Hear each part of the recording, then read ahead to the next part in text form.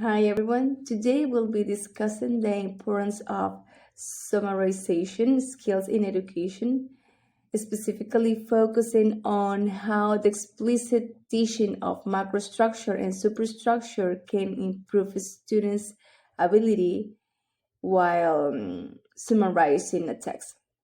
Summarization is not just about restraining information. It's about comprehending a text deeply and conveying its essence clearly. In this presentation, we will explore why summarization is vital, the current challenges students face, and how targeted teaching strategies can address these issues. Effective summarization is crucial for comprehension and academic success. However, many seventh grade students struggle to identify key ideas and articulate coherent summaries. One of the primary challenges is the lack of targeted teaching strategies that focus on the macrostructure and superstructure of text, essential elements in text comprehension. This deficiency negatively impacts reading comprehension and overall academic performance. Summarization skills are important for students' academic success, yet many currently face difficulties due to challenges in the instructional approaches used. There is a significant gap in teaching strategies aimed at improving these crucial reading skills, which ultimately affects educational outcomes.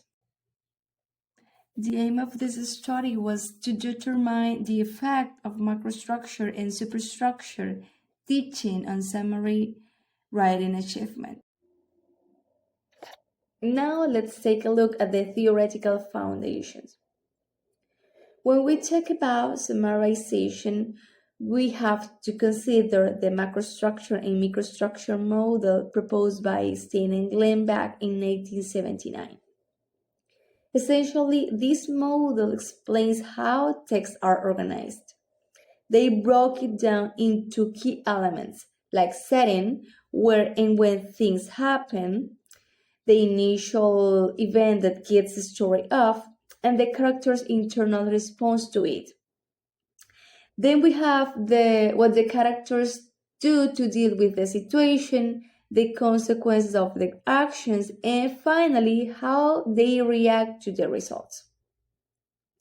Now, if we think about how summarization works, Chen Van Dijk in 1978 pointed out that it's not just about copying down the main ideas. It involves both understanding and expressing the core ideas of a text. To do this effectively, we have to teach strategies that focus on eliminating unnecessary information, generalizing from details, and constructing new sentences that capture the essence of a text. Research also shows that being good at summarizing tends to go hand in hand with strong reading comprehension. For example, studies by Behe Kudred and Baidi in 2016 and Graham and Eber in 2010 show a clear link between these two skills.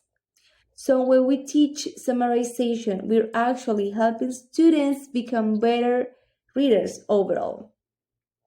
However, summarizing is more than just a mechanical process. It's a complex skill, especially when we look at the macrostructure, the big picture of the text, and how that helps us identify the main ideas.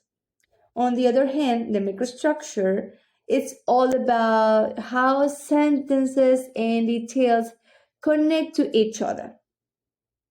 That said, traditional strategies like just cutting out irrelevant information or generalizing aren't always effective.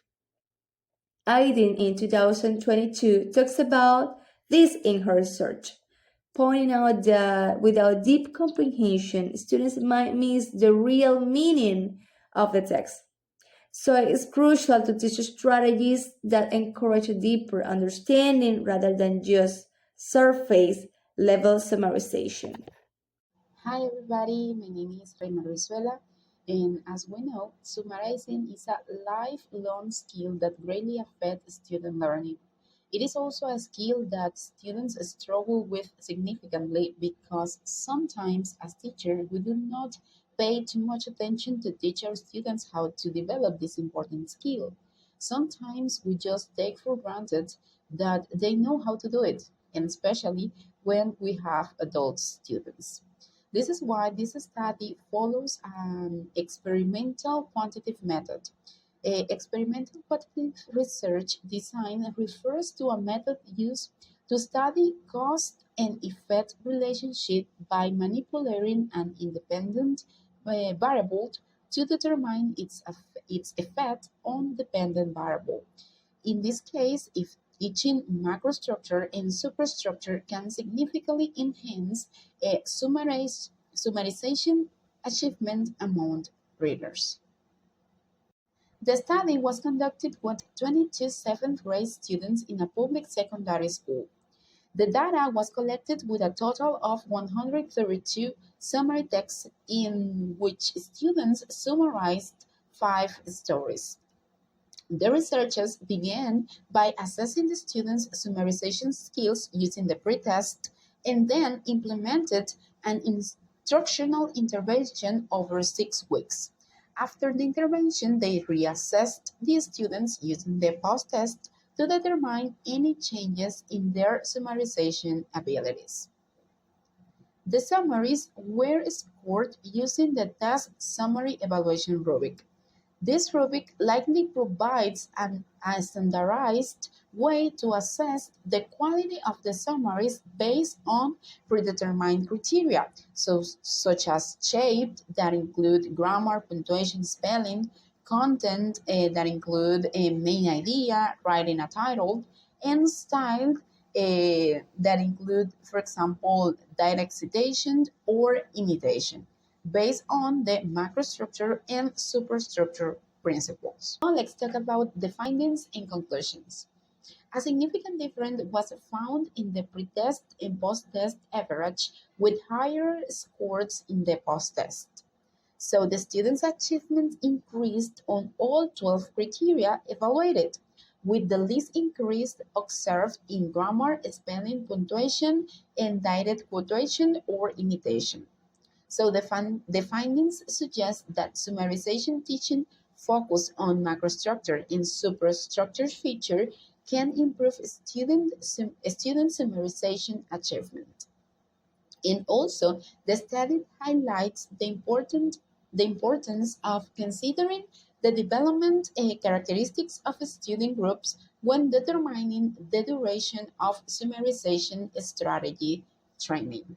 It is important to highlight that this study was focused just on narrative texts. So, further researchers could be focused on the diversity of texts because diversity of text used for summarization can influence the ease or difficulty of the summary, which could bias the result.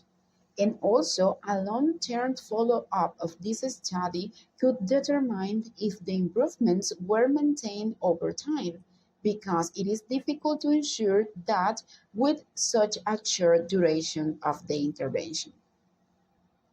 To continue with the gaps we identified, there are several key areas to note.